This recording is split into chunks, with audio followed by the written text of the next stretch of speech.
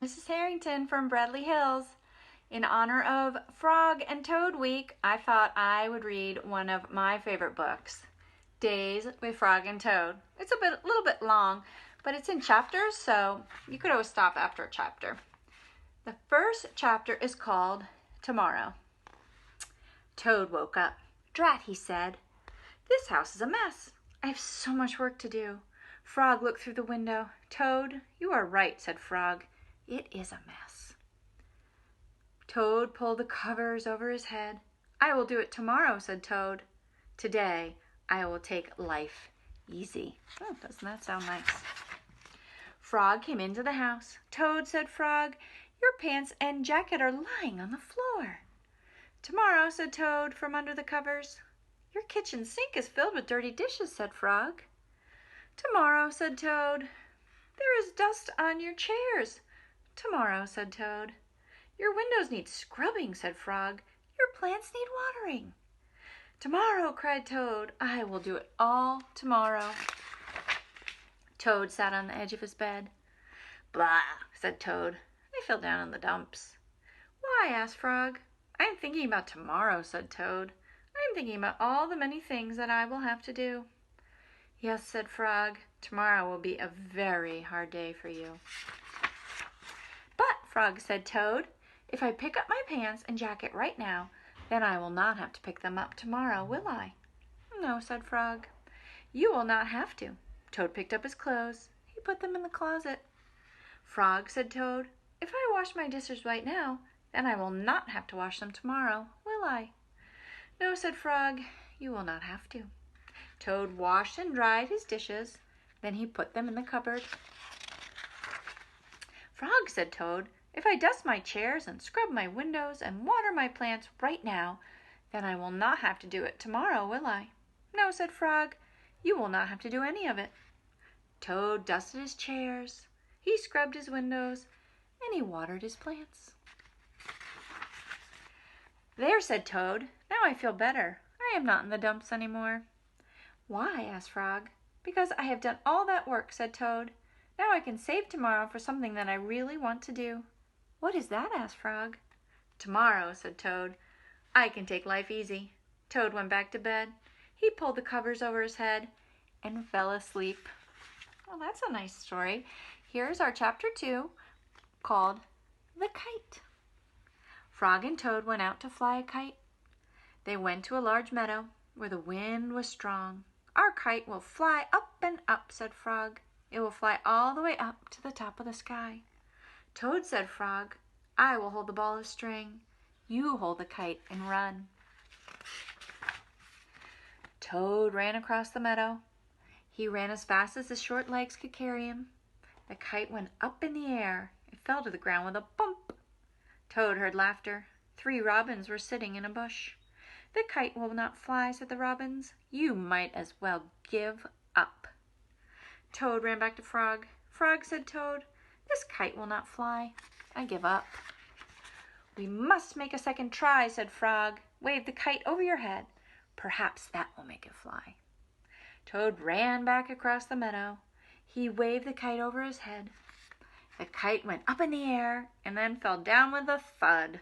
"What a joke," said the robins. "That kite will never get off the ground."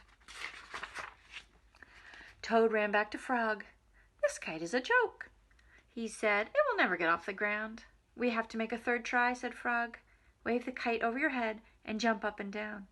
Perhaps that will make it fly." Toad ran across the meadow again. He waved the kite over his head. He jumped up and down. The kite went up in the air and crashed down in the grass. "That kite is junk," said the robins. "Throw it away and go home." Those aren't very nice robins now, are they? Toad ran back to Frog. "This kite is junk," he said. "I think we should throw it away and go home." "Toad," said Frog, "we need one more try. Wave the kite over your head, jump up and down, and shout, 'Up, kite, up!'" The Toad ran across the meadow. He waved the kite over his head. He jumped up and down. He shouted, "Up, kite, up!" The kite flew into the air. It climbed higher and higher. "We did it, cried Toad. Yes, said Frog. If a running try did not work, and a running and waving try did not work, and a running, waving, and jumping try did not work, I knew that a running, waving, jumping, and shouting try just had to work. The robins flew out of the bush, but they could not fly as high as the kite. Frog and Toad sat and watched their kite. It seemed to be flying way up to the top of the sky. Look at that. It's all the way up here. All right. Well, I've got to tell you that this particular story always scared my children. So I'm going to skip to our last story in the book. From the book that I thought you all might enjoy. It's called Alone. Toad went to Frog's house. He found a note on the door. The note said, "Dear Toad, I am not at home. I went out. I want to be alone." "Alone," said Toad. "Frog has me for a friend. Why does he want to be alone?" Toad looked through the windows. He looked in the garden. He did not see Frog. Toad went to the woods. Frog was not there. He went to the meadow. Frog was not there. Toad went down to the river. There was Frog. He was sitting on an island by himself. "Poor Frog," said Toad. "He must be very sad. I will cheer him up." Toad ran home. He made sandwiches. He made a pitcher of iced tea. He put everything in a basket.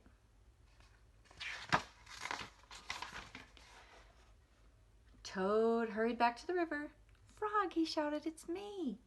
It's your best friend, Toad." Frog was too far away to hear. Toad took off his jacket and waved it like a flag. Frog was too far away to see. Toad shouted and waved, but it was no use. Frog sat on the island. He did not see or hear Toad. A turtle swam by. Toad climbed on the turtle's back. "Turtle," said Toad, "carry me to the island. Frog is there. He wants to be alone." "If Frog wants to be alone," said the turtle, "why don't you leave him alone?" "Maybe you are right," said Toad. "Maybe Frog does not want to see me. Maybe he does not want me to be his friend anymore." "Yes, maybe," said the turtle as he swam to the island. That'd be fun to get a ride on a turtle's back, wouldn't it? "Frog," cried Toad, "I am sorry for all the dumb things I do. I am sorry for all the silly things I say. Please be my friend again." Toad slipped off the turtle. With a splash, he fell in the river. Uh-oh. Frog pulled Toad up onto the island. Toad looked in the basket. The sandwiches were wet. The pitcher of iced tea was empty. "Our lunch is spoiled," said Toad. "I made it for you, Frog, so that you would be happy." "But Toad," said Frog, "I am happy. I'm very happy. This morning when I woke up, I felt good because the sun was shining. I felt good because I was a frog. I felt good because I have you for a friend. I wanted to be alone. I wanted to think about how fine everything is." "Oh," said Toad, "I guess that is a very good reason for wanting to be alone." "Now," said Frog, "I will be glad not to be alone. Let's eat lunch." Frog and Toad stayed on the island all afternoon. They ate wet sandwiches without iced tea. They were two close friends sitting alone together. Stories from days with Frog and Toad as much as I did. Mrs. Harrington misses you and she thinks about you often. Until next time, stay safe